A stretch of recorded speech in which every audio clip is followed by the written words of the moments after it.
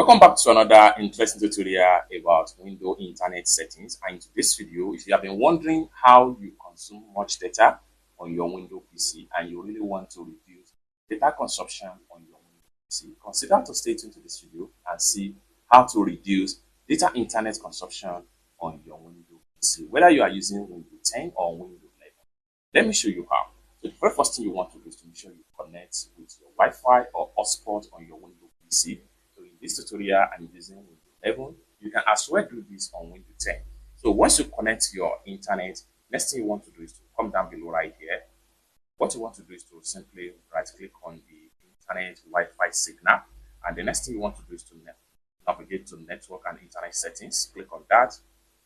And it's going to open up dialog box right here. Next thing you want to do is to go ahead and then make sure you select your Wi-Fi connect. Click on that. Then it's going to take you right here. Next thing you want to do is to get the name of your internet. So right here, this is the name of my internet. Click on the secure. And the next thing I'm going to do is to come down below right here where you have meta connection. Is turn on. What you need to do right here is to go ahead and make sure you turn on this particular meta connection.